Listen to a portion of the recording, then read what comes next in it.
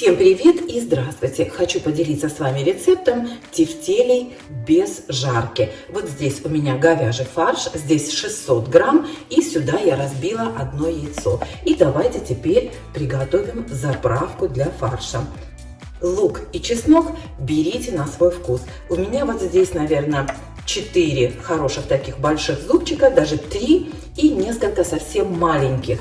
Ну, в общем, как я уже сказала, на ваш вкус. Я взяла одну луковицу, которую срочно нужно спасать, и зеленый лук, который тоже у меня уже, как я говорю, подходит срок годности. Поэтому я порежу зеленый лук тоже вот сюда вместе с белыми головками. Хотела положить острый перец, но вспомнила, что у меня есть вот такая приправа зелень с острым перцем. Очень-очень острая, поэтому решила вот такой перец не добавлять. Сейчас я добавлю сюда немножко воды, ну может быть 50-60 миллилитров. Просто для того, чтобы легче пробить в блендере. И перебью до однородности. Забыла вам сказать, что духовка у меня уже нагревается до 200 градусов, поскольку фарш готовится очень быстро. Так, сейчас мы с вами со стеночек снимем, вот так счистим большие кусочки. И еще раз слегка перебью, чтобы не было таких прям больших кусков. Вот и все дела. Тефтели я буду запекать в духовке вот в такой форме для маффинов. Должна признаться, что это очень удобно. Ну и еще для того, чтобы потом эту форму было легче мыть, я положу вот такие бумажные тоже формочки. Это не обязательно, но, как я уже сказала, просто потом проще эту форму мыть. Самые обычные, простые вот такие бумажные формочки для маффинов, поскольку удобнее их раскладывать без перчаток, поэтому форму просто приготовила. Вымешивать фарш буду руками. Переложу сюда зелень. Добавлю чайную ложечку вот такой сухой зелени вместе с перцем. Посолю. И добавлю черный перец для аромата. Теперь все это нужно хорошенечко вымешать.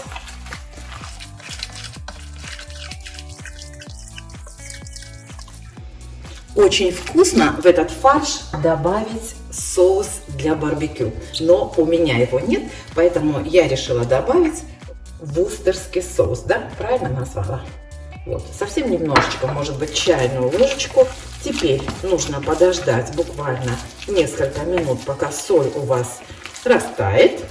Попробовать фарш на соль и на специи. Добавить еще зелени, если хотите. Добавить еще соли, если вам не солено. И начнем делать тефтельки. Вот теперь постараюсь разделить тефтельки на 16 равных частей. Старайтесь делить на одинаковые части, чтобы тефтельки пропеклись равномерно. Если получится меньше, ничего страшного. У меня остается лишний фарш, поэтому я его еще разбросаю.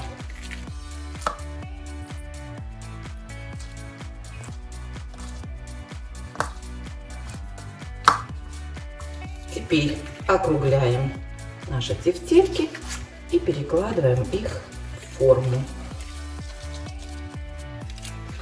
Чуть-чуть, вроде все одинаковые. Я надеюсь, что вам все было хорошо видно, потому что у нас сегодня очень солнечный день. Солнце светит в окошко. Вот. И последний штрих – это кетчуп. Вот буквально нужно на каждую тефтельку по пол чайной ложечки кетчупа. Сильно не хочу нажимать, потому что действительно нужно совсем вот чуть-чуть. Здесь, мне кажется, слишком много, поэтому так размажу. Так хорошенечко обмазываем тефтельки соусом и ставим в духовку, разогретую до 200 градусов на 20-25 минут до румяности, пока верх у нас хорошо не зарумянится. Вот так.